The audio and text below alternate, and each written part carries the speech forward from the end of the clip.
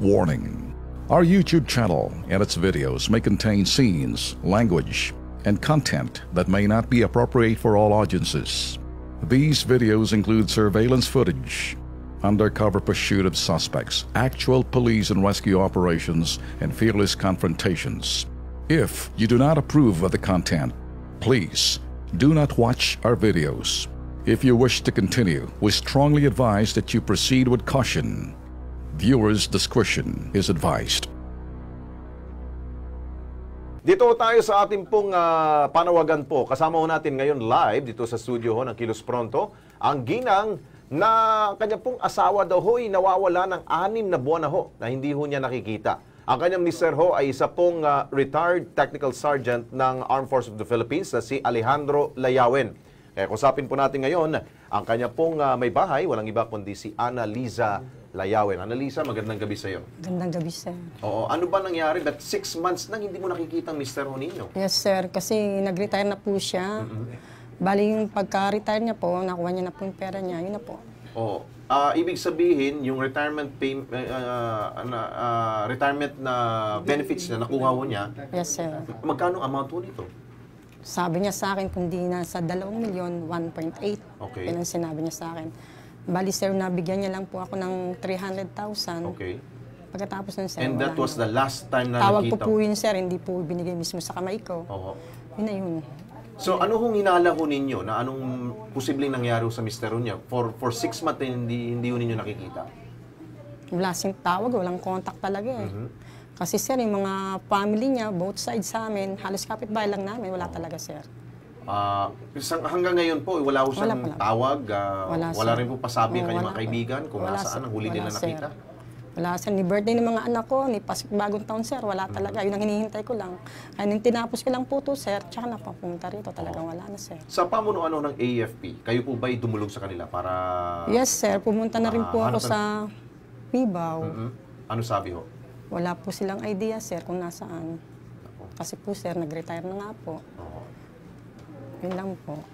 Meron ba ho kayong hinala na meron po ba siya kaaway or meron po bang posibleng kumuha sa kanya at nagalit or mga Wala ganun? sir, wala sir. Oo. Wala naman po sir. Oo. Lex, katatanong ko, meron kayang tao dito?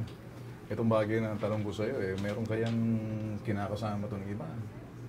Yes sir, meron. Meron. Kasi sir, bali buntis pa lang ako sa anak ko, ngayon 30 na po siya. Meron na po siya nga talaga. Inamin niya rin po sa akin. Bali 13 years na po siya. Pero yung bang posibleng dahilan kaya hindi na kayo nakikita? Siguro sir. Ayun. So, mas malapit doon kaysa... Parang, Mrs. ano kaya kung gawin natin, Lex? Panawagan na lang siguro kung sakaling nanonood, mas maganda. Kasi kung galing mismo sa inyo, Lex, sabi niya, tanong mo kanina kung may kaaway, wala naman. Wala naman. Pero nung tinanong ko sa iyo kung meron siyang ibang kinakasama, parang ang sagot mo ron, meron. Siguro baka sa programang ito, Mrs., pwede kayo manawagan sa nawawalan niyo yung mister. Lalo-lalo na sinasabi may 2 milyon nakuha. Siguro naman baka sa mamamagitan ng programang ito, bibigyan namin yung pagkakataon na manawagan ka sa iyo, mister. Sir, correct ko lang po yung Layawen, O-U po yun, hindi po W. Okay. Layawen, Laya, O-E-N, ang spell po nun. Sige. Bali, mananawagan po ako. Sige. Nananawagan po ako sa sino man pong nakakilala o nakakita sa asawa ko. Sana man po, pakiano po naman. Dahil talagang ang hirap po ng sitwasyon ko. May 2 po akong nag-aaral, isa pong 9 at saka isang 12. Wala pong sumusuporta po sa amin. Yun na lang pong binigyan niyang 300, yun na lang po. Konti na lang po ang natitira. Baka siguro, diretsuhin ninyo si Alejandro. Si Alejandro mismo, may nandiyan naman. Baka may mensahe kayo sa kanya. Ayan, nakalagay, missing siya dyan. Diretso Sige, na lang. diretsuhin Pa, kung nasaan ka man, makonsensya ka. Alam mo, 4 ang anak mo, may apo ka na. Makonsensya ka naman sa ginawa mo, 5 buwan ka nang hindi mo mag-6 na buwan na. Nasaan na yung konsensya mo pa?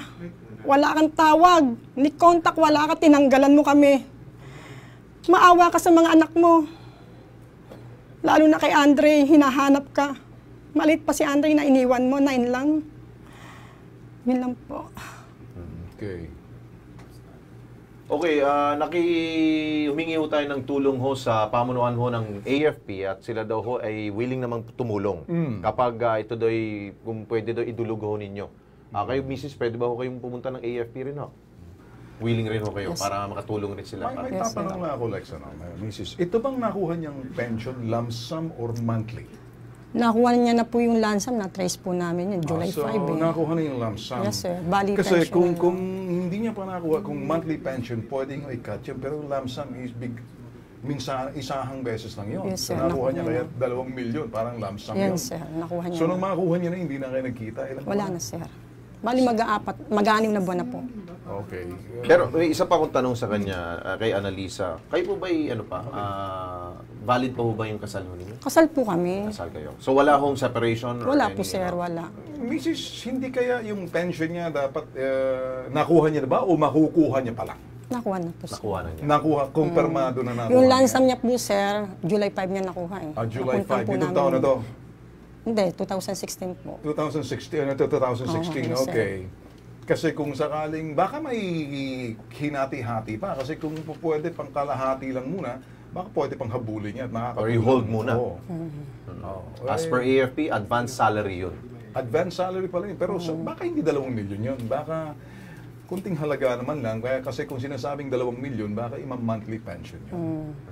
Siguro, Mrs., maganda ganito, nanawagan ka na lang, mismo ang pamunuan ng AFP, makakatulong dyan. Okay?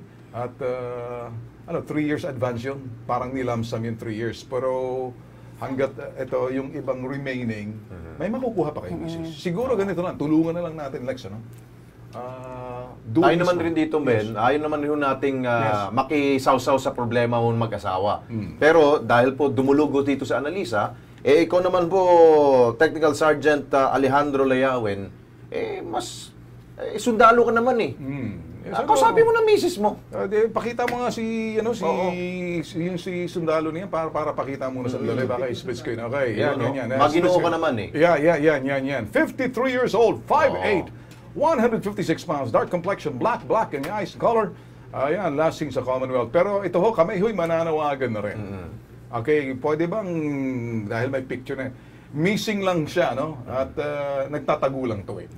So, baka siguro sa ginawa namin ng Mrs., makakatulong, baka maantig yung kanyang puso. Oo. Yes, sir. Diba? Baka, malay mo, baka magbago.